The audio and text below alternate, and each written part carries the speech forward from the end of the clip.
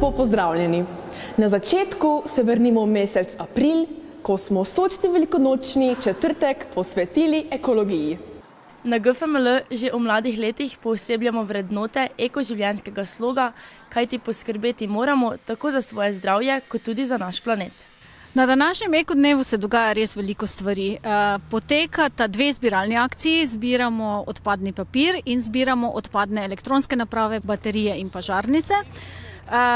Te baterije in elektronske naprave se zbirajo tukaj poleg e-transformerja. To je posebno multimedijsko vozilo, v katerem je razstavljena odpadna elektronska oprema.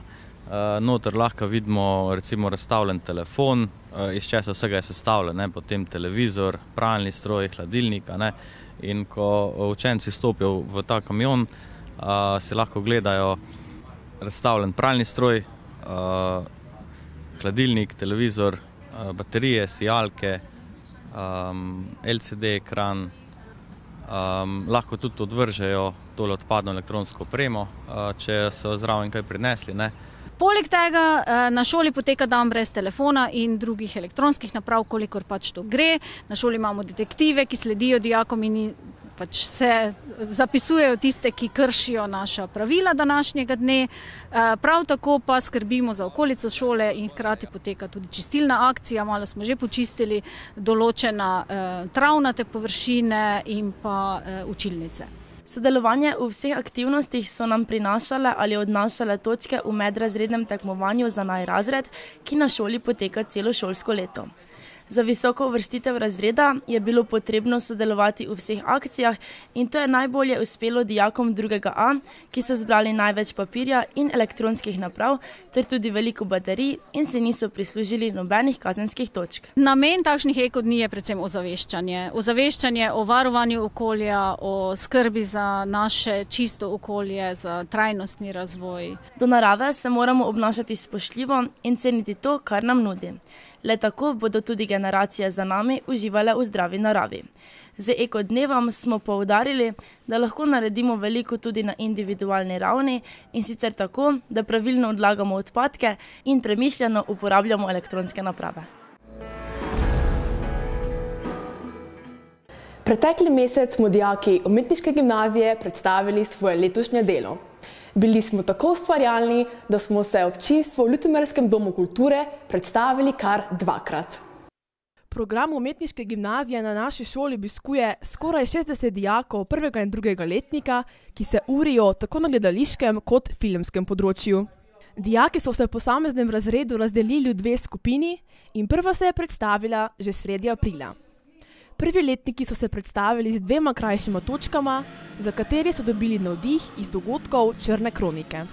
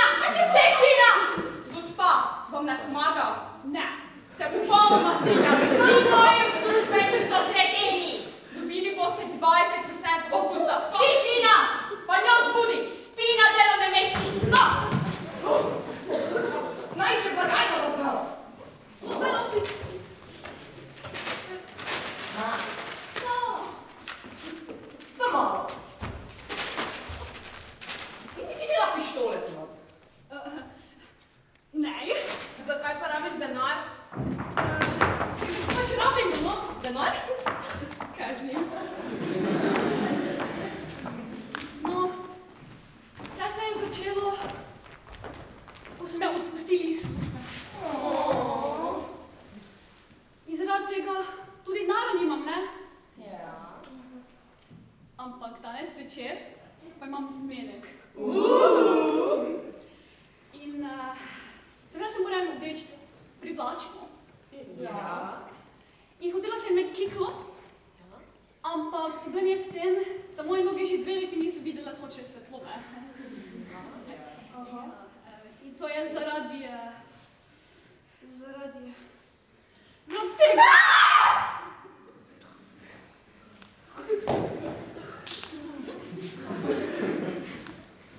Ti ubogi medo. Ej, ne skrbe. Vse bomo porihali. Jaz poznam enega legenda, tam za Mitrov, on je mali sobe. Ti si za Mitro, jaz tudi kjem hodim. Samo že dolgo nisem bila. Ja, se vidi. Glej, treba pa meni samo Ritko, probaj. To je bilo tako prijač Ritka. Se ti prove, ne skrbi vsak. Gremo, glej, on maj že čaka, vse sem se že zmela več. Ampak, nema denara. Veš kaj, sestra, na račun hiše, mrcaš. Hvala.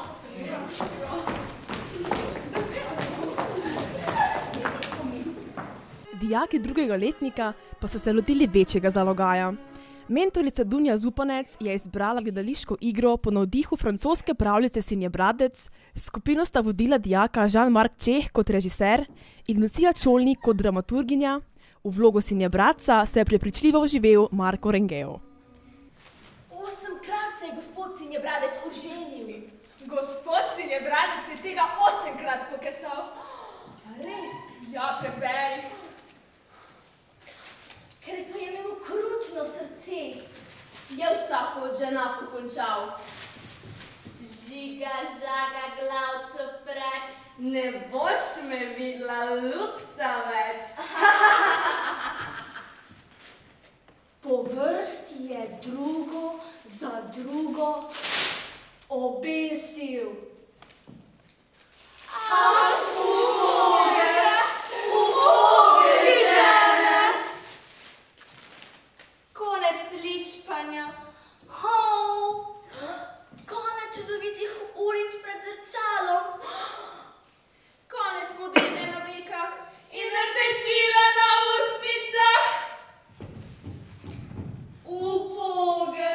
Uboge žene! Zdaj visite na kljukah v shrambi. Grde in zelene! Potem je vrata trdo zaklenil. Ker pa je bil podjeten mož, Je bil kak malo voljan, še 9 stopiti v zakonski stan. svojo bodočo ženo, Mlado dekle iz odlične družine je naš videz opazil nekoč, ko z materjo k maši gredoč, je prišla mu podsesti naproti.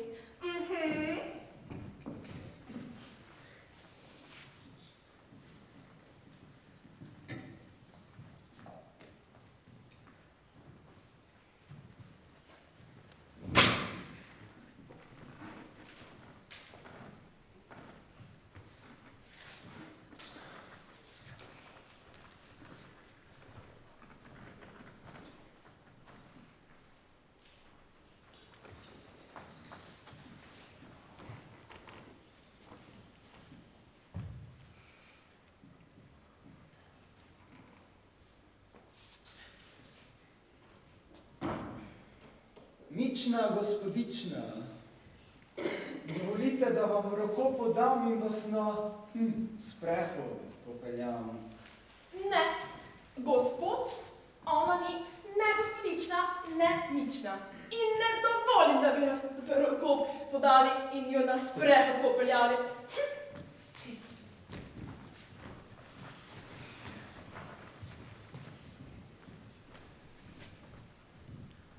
Nikar se me ne boj, nedolžni, nežni angel moj.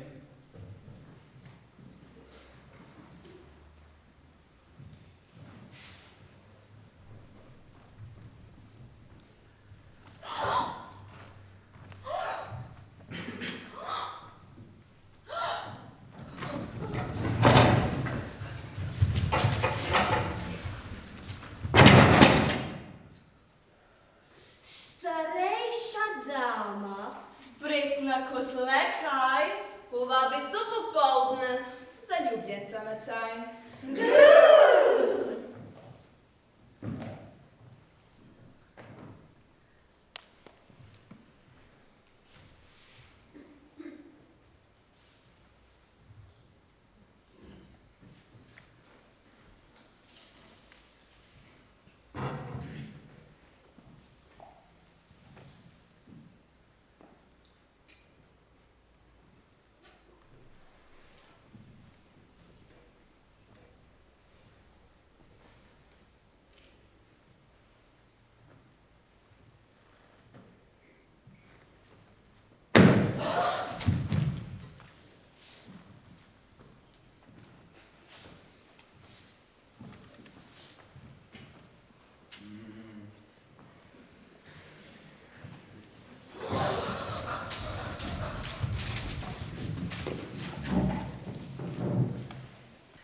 Drug del našega ustvarjanja pa smo predstavili pretekli četrtek, ko smo v dobrih 2 urah prepletli glasbeno, gledališko in filmsko ustvarjalnost in navdušili zbrano občinstvo.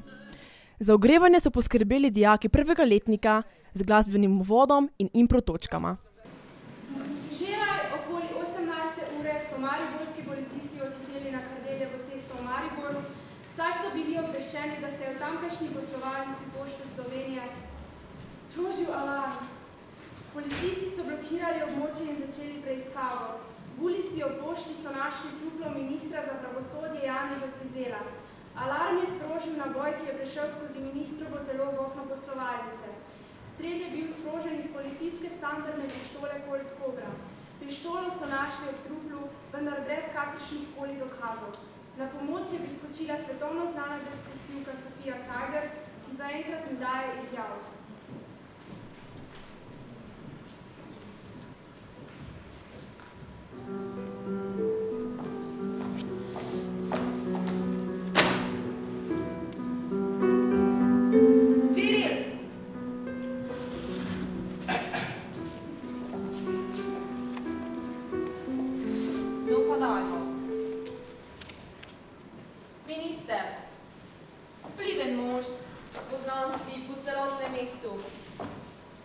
Kakšni znani nasprotniki, sovražniki? Kupike Apple. Ja.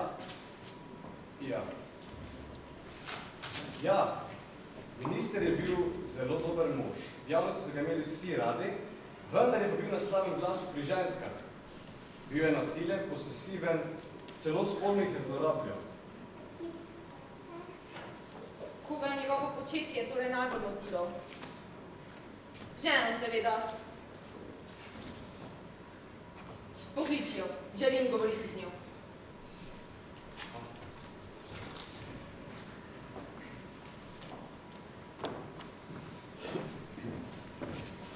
Sedite. Pozdravljeni.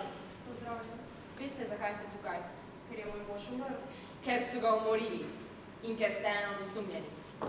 Jaz, po vsem tem, kaj sem naredila za tega kretena, ga imela rada ne glede na vse, sem osumljena. Jaz.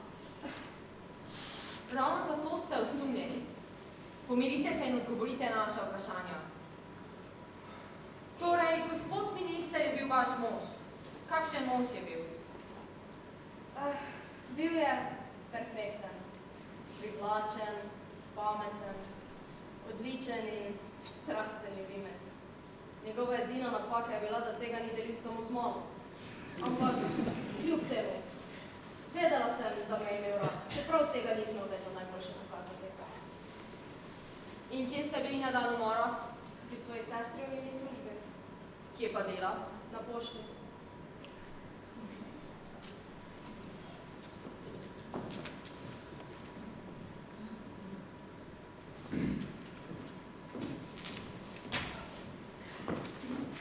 Kaj je bilo? Spet! Moj mož... Ja, kdo pa drug? No, pridi.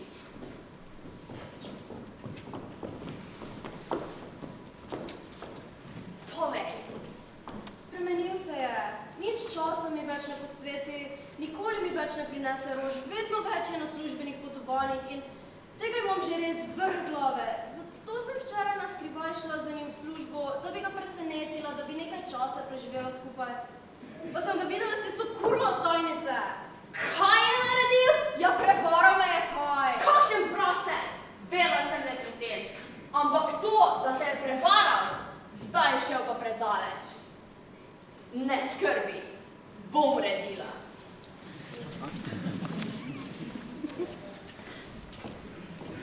Žena ga definitivno ni ubila. Preveč je bila zatrapana vanj. Ampak bi njegova smrt koristila, saj bi dobilo vso njegovo premoženje. Imaš prav, vendar tega ni sposobna. Njena sestra po drugi strani. Pripelji sestro.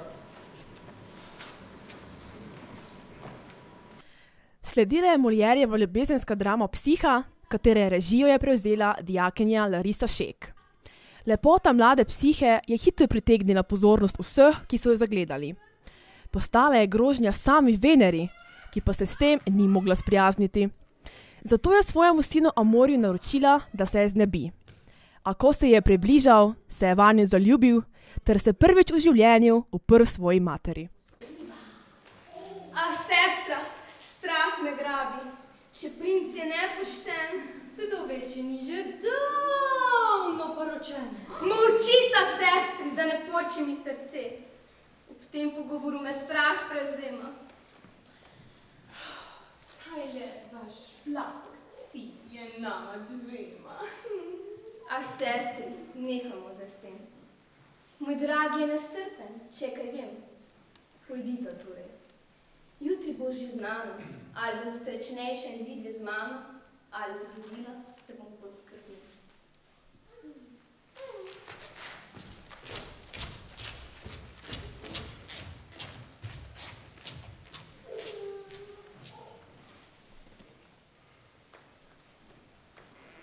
Končno ste sami. Naj ponovim, ko ni več prič tistih dveh sestram odleženih. Zdaj več ne mika drugome veselje kot to, da so vaše hkrati moje želje.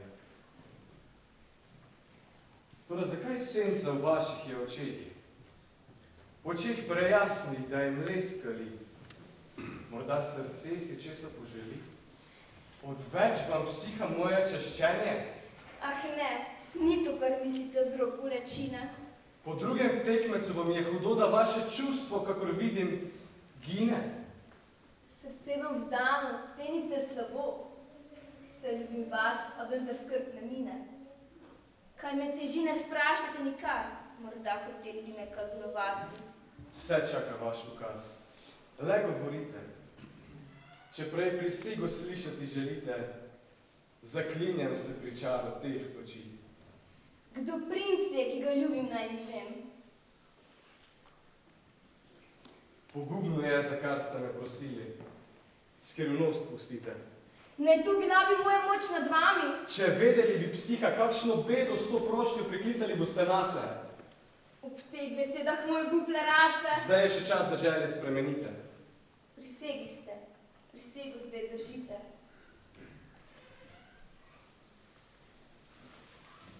No prav. Največji sem od vseh bogov. Vladar sem zemlje in neba nad nama, vladar ozračja, morja in bragov, na kratko psiha. Sem ljubezen sama. Lastni rok srce me je zadev. Zahtevi vaši zdaj je zadoščeno. Zdaj, ko vse veste, vse je izgubljeno. Vi ste primorali me, da grem stran. Po vaši volji raj bo pokončan. Vse, kar je bilo dokaz, je vaše zmage. Nikdar več ne vzrome oči predrage.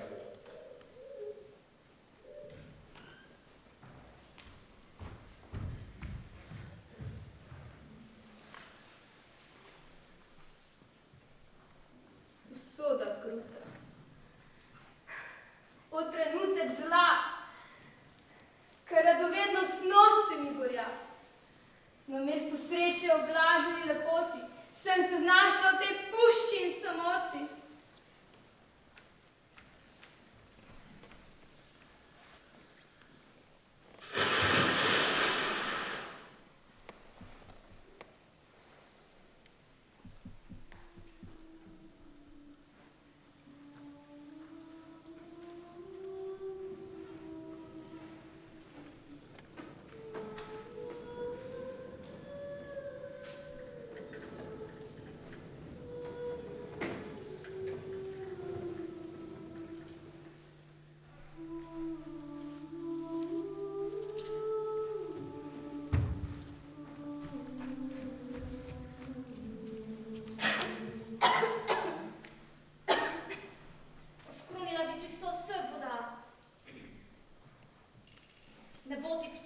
Smrt prepoveduje. V tem, kar si doslej prestala zla, usoda druga zdaj pričakuje. Pred Venero, ko ti izobeži, da bi te kaznovala je na preži. Ker ljubite njen sin, te pa te sovraži.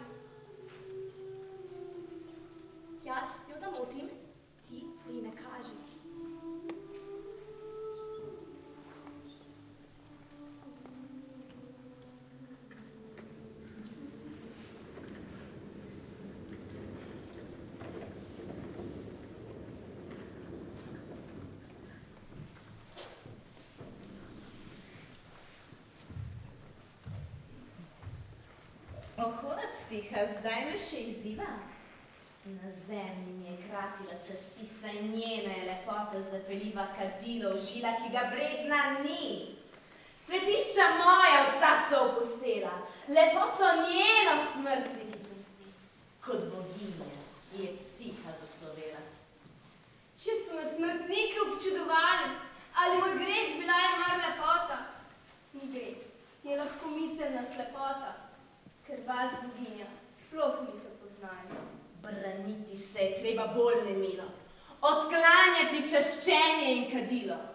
Ampak bile so ljube te zablode, še več, iz muhavosti ste ohole zavračali, vse kralje in prestole, da do nebes smo slišali odmeve, kako brezmejne vaše so zahteve. Razsodnosti menda vam psiha manjka. Moj sin je Bog, a vi ste le zemljanka. Vaš sin je in njegovo moč poznate, ne obrani se, če se zaljubi vate. Moj sin je da, ampak je sin neureden. Slabo mi vrača vse, kar mi je dolžan. Kriv, da častilcev čakam zdaj za manj, da bolj bi mi uspel načrt nečeden. Kar ljubi vas nikogar več ne rani. Častilci moj oltar so zapustili. Upornika ste iz njega naredili. Da se maščujem, boste kaznovani. Pokažem vam, da smrtnica ne sme trpeti, da jo Bog časti kleče.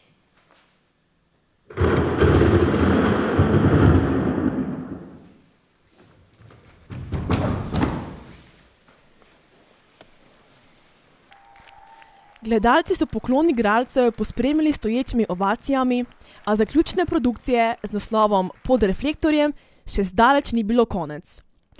Sledil je kratek film, ki je nastal v sklopu delavnic fotografija in film o priložnosti praznovanja 100 let, odkar se je Prekmurje priključilo matičnemu narodu. In potem smo bili priča ekskluzivni premieri čisto pravega videospota, ki so ga ustvarili dijaki na pobudi prleške rock skupine Dežurni krivci za njihov nov singl Zadnji vlak.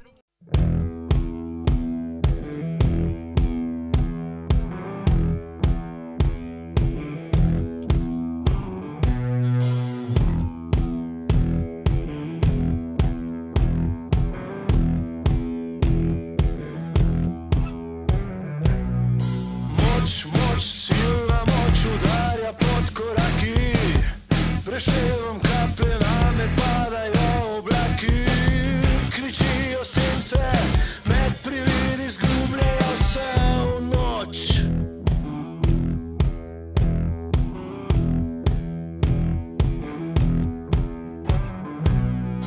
Pod požira dneve stajajo stopinje, kolesje se vrti, spomini padajo v čebinje, oder ostaja, junak odhaja. Zadnji vlak za nas, zadnji za nas, grizamo no dan, zadnji vlak za nas, zadnji za nas, grizamo no dan.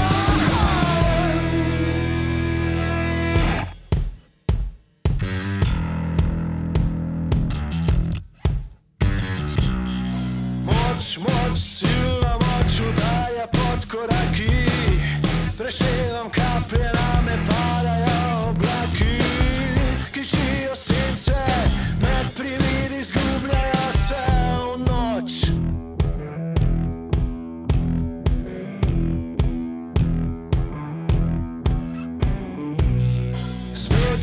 Spet je tu pozabljena kača, na zvenku z nami pravi isto, kar to se obrača. Zemlja razklada, duša prodana, zadnji vlak za nas, zadnji za nas, grizamo no dan, zadnji vlak za nas, zadnji za nas, grizamo no dan, zadnji vlak za nas, zadnji za nas, grizamo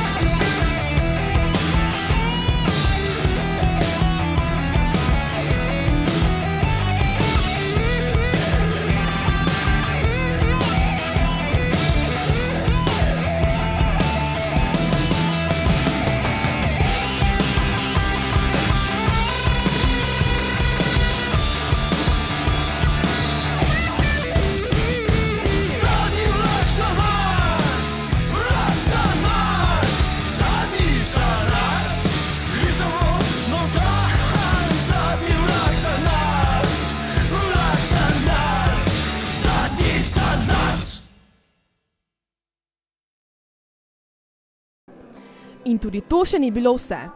Za konec smo obiskovalce povabili v galerijo Anteja Trstenjaka, kjer smo razstavili fotozgodbe, ki so jih sestavljali dijaki 1. U in letos pri tem dobili pomoč pravih mojstrov tega poklica.